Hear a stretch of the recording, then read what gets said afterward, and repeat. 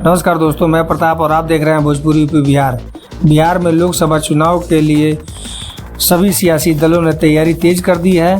प्रदेश में इस बार एनडीए और इंडिया गठबंधन के बीच मुकाबला है। एनडीए में चिराग पासवान और उनके चाचा पशुपति पारस दोनों शामिल हुए हैं।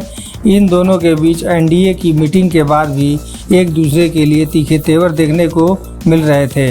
अब मीडिया रिपोर्ट्स को दावा किया जा रहा है कि लोक जनशक्ति रामविलास के राष्ट्रीय अध्यक्ष चिराग पासवान और राष्ट्रीय लोक जनशक्ति के अध्यक्ष पशुपति कुमार पारस एक बार फिर साथ आ सकते हैं। चिराग पासवान के एनडीए में शामिल होने के बाद दोनों नेताओं के बीच विवाद सुलझने के प्रयास किए गए हैं। अगर दोनों नेता एक साथ आते हैं तो एनडीए खेमे को राहत मिल सकती है। जब से चिराग पासवान एनडीए में शामिल हुए हैं उसके बाद से ही उनके और उनके चाचा पशुपति पारस के बीच विवादित मुद्दों को सुलझाने की कोशिश की जा रही है। एनडीए में शामिल होने के बाद भी पशुपति पारस और चिराग पासवान के बयान दिया था कि वह हाजीपुर सीट से ही चुनाव लड़ेंगे।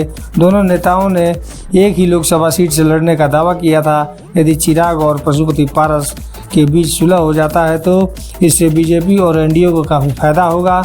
इससे दोनों नेताओं के बीच का विवाद भी सुलझेगा और एनडीए को फायदा होगा। दोस्तों, वीडियो को लाइक करें, चैनल पर हैं तो सब्सक्राइब जरूर करें और अपना राय कमेंट बॉक्स में ज़रूर दें।